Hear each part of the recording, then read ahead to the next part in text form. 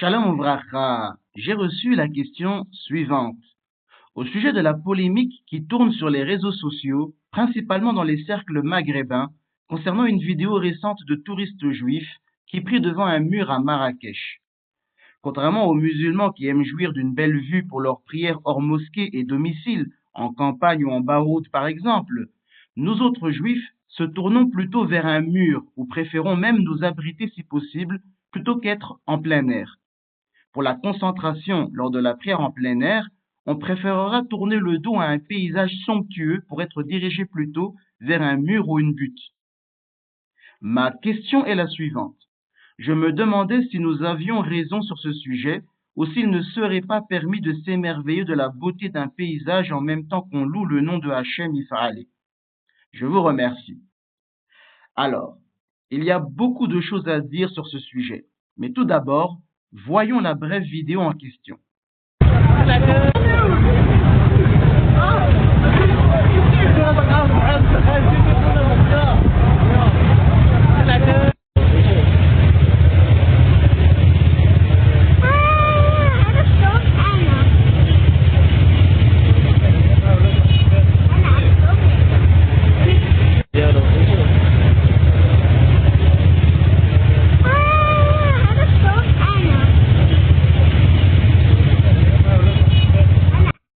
Comme d'habitude, nous allons répondre à la question en remontant à l'origine même du sujet.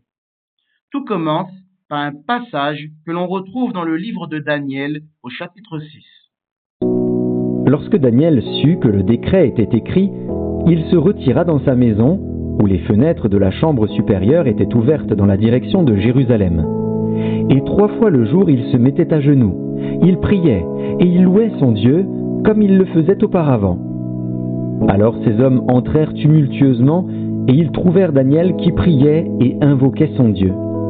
Le Talmud, dans la Maserhet Berachot, au DAF 34b, tranche qu'il convient de prier dans un bâtiment doté de fenêtres.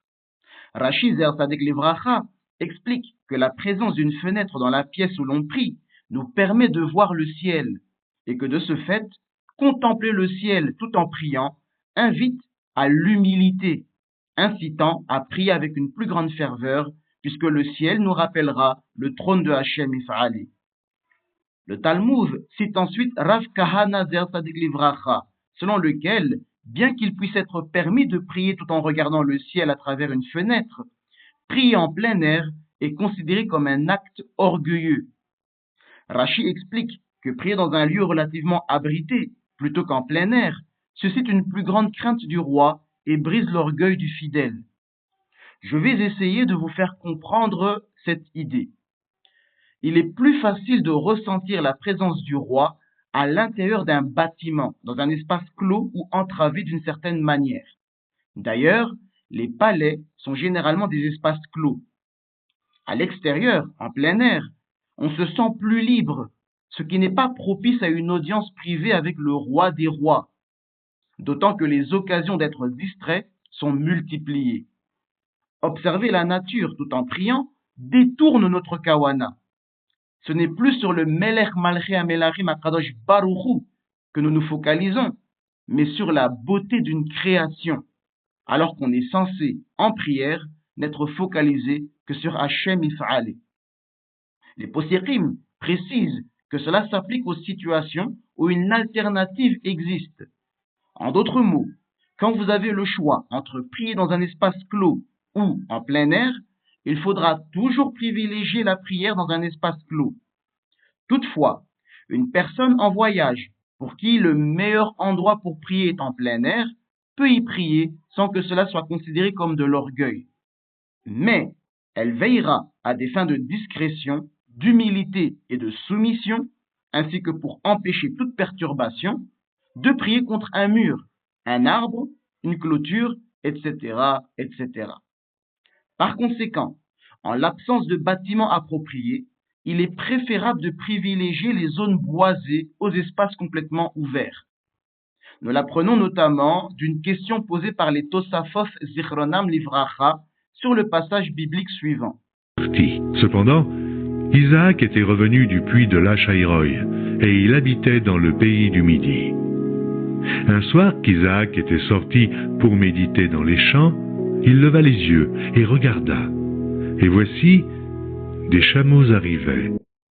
Selon le Talmud, dans la Maserhet Berachos au Daf 26b, lorsque la Torah déclare que Yitzhak Avinu alayhi wa shalom partit méditer dans les champs, cela signifie qu'il s'y rendit afin de prier.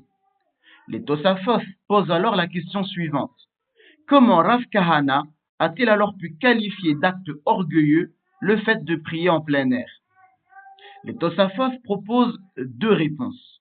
La première est que Yitzhak se rendit au Har Moriah pour prier là où serait construit le Beth Hamikdash et l'endroit où lui-même avait failli être sacrifié par son père Abraham Avinu alayhi wa shalom, ce qui implique que ce lieu susciterait une plus grande crainte du ciel et une plus grande humilité en lui, puisqu'il ne s'agissait pas d'un endroit aléatoire en plein air, mais d'un endroit en plein air revêtu d'une certaine sacralité qui lui rappellerait en plus comment lui et son père s'étaient autrefois soumis à la volonté divine.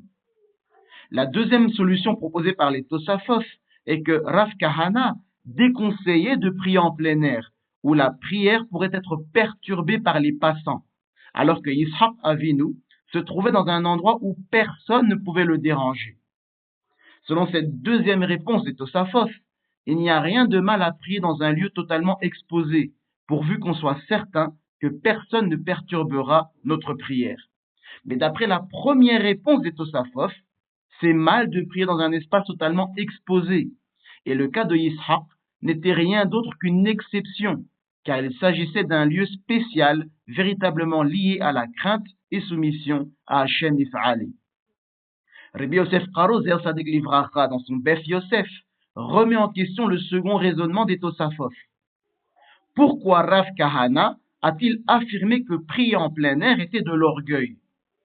Le problème n'est pas l'orgueil en lui-même, mais le risque de distraction et le fait de tirer plaisir dans le fait d'étaler toute sa religiosité.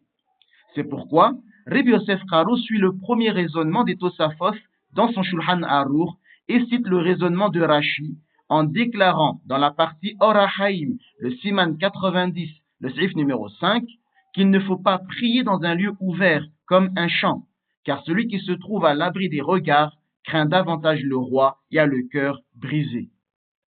Le Maren Avraham Zer Sadik Livracha, au Siman 90, le Seif numéro 6, enrichit cette discussion en citant le Zohar, qui suggère qu'il convient de prier à l'intérieur d'un bâtiment. Le Hida Zer Sadik Livracha rapporte que le Bate Kehuna, son maître, a beaucoup écrit sur ce sujet. Il conclut qu'il suffit que l'espace soit clos sans qu'il soit nécessaire qu'il soit couvert. D'où le fait que dans le Birchei Yosef, la partie Or HaChaim, le Siman 90, le Seif numéro 2, il rapporte que de grands rabbanim avaient l'habitude de souvent prier dans les cours non couvertes des synagogues. Le Mishnah Berura Zer Sadik Livracha conclut ce sujet par la décision suivante. Bien que le Shulchan Arour ait rejeté la deuxième approche des Tosafos, de nombreux Aharonim justifient cette réponse en affirmant qu'il est acceptable de prier à l'extérieur, mais dans un endroit où personne ne sera dérangé. Ainsi, un voyageur peut prier à l'extérieur, mais le Mishnah Berura déclare qu'il est préférable qu'il le fasse sous des arbres, si possible, ou contre un arbre, une clôture, etc., etc.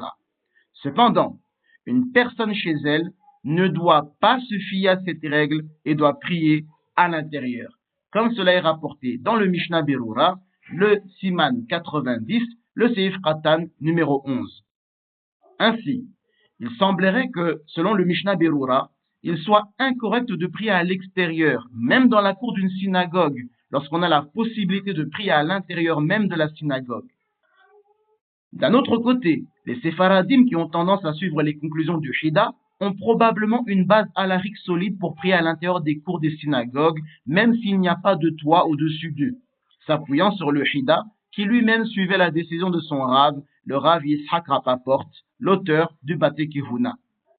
Pour terminer, notez que, tout comme lorsque l'on prie, on doit à 100% être focalisé sur Hachem Yisraëli et éviter les distractions, d'où l'interdiction de prier dans un endroit totalement ouvert où la tentation d'admirer la création au lieu de se focaliser sur le Créateur existe, nous devons aussi nous concentrer exclusivement sur notre étude quand on étudie la Torah. Voilà pourquoi nous retrouvons dans le chapitre 3 des Pirkei Avos, qui sera étudié ce Shabbat dans toutes les synagogues, la Mishnah suivante. Rabbi Yaakov dit, celui qui va en chemin d'étudie et interrompt son étude pour dire, comme cet arbre est beau, comme ce sillon est beau, l'Écriture le considère comme mettant sa vie en péril. Il y a un temps pour tout.